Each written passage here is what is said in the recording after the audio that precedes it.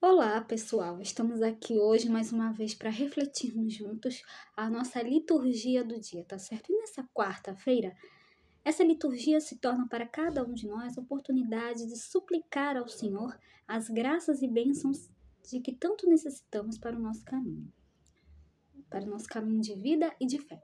Por isso, com fervor, nós devemos celebrar a liturgia jubilosos.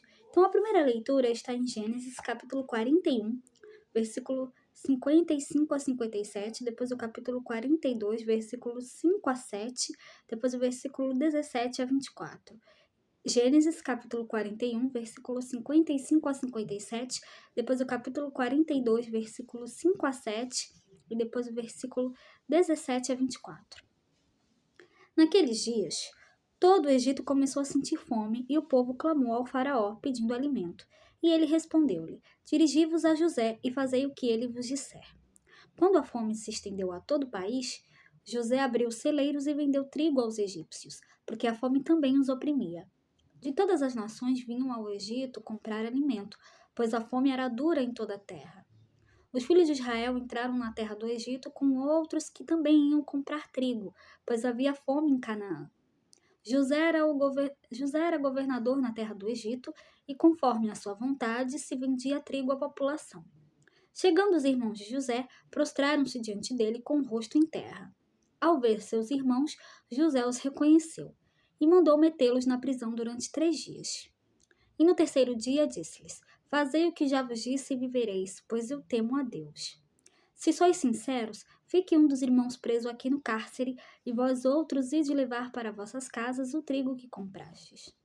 Mas trazei-me o vosso irmão mais novo, para que eu possa provar a verdade de vossas palavras e não morrerdes.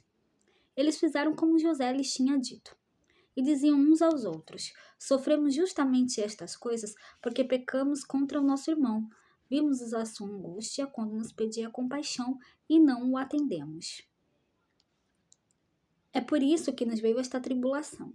Rubem disse-lhes: Não vos adverti dizendo, não pequeis contra um menino? E vós não me escutastes, e agora nos pedem conta do seu sangue. Ora, eles não sabiam que José os entendia, pois lhes falava por meio de intérprete. Então José afastou-se deles e chorou. Então, na primeira leitura de hoje, é apresentado um trecho da história de José. No Egito, ele assume um alto cargo de liderança. Seus sonhos proféticos vão se realizando. Então, a terra do faraó passa a enfrentar grandes dificuldades com o povo, sofrendo uma fome avassaladora. As provisões guardadas no celeiro salvam a vida dos egípcios. O texto atinge o seu ápice quando José, que havia sido vendido por seus irmãos, se torna o salvador deles. Aqui se estabelece um paralelo com Jesus vendido pelos seus, salva a vida de todos. Aqui se estabelece um paralelo com Jesus, vendido pelos seus, salva a vida de todos. E agora falando do Evangelho, hoje ele está em Mateus, capítulo 10, versículo 1 a 7. Mateus, capítulo 10, versículo 1 a 7. Naquele tempo, Jesus chamou os 12 discípulos e deu-lhes poder para expulsar os espíritos maus e para curarem todo tipo de doença e enfermidade. Estes são os nomes dos 12 apóstolos. Primeiro, Simão, chamado Pedro, e André, seu irmão. Tiago, filho de Zebedeu, e seu irmão João. Filipe e Bartolomeu. Tomé e Mateus, o cobrador de impostos. Tiago, filho de Alfeu, e Tadeu. Simão, o zelota, e Judas Iscariotes, que foi o traidor de Jesus. Jesus enviou estes 12 com as seguintes recomendações: Não deveis ir aonde moram os pagãos, nem entrar nas cidades dos samaritanos. Ide antes as ovelhas perdidas da casa de Israel. Em vosso caminho anunciai: o reino dos céus está próximo. Então, no Evangelho, lemos o relato da escolha dos 12. A missão deles representa a restauração de todo o povo de Deus alicerçado anteriormente nas 12 tribos.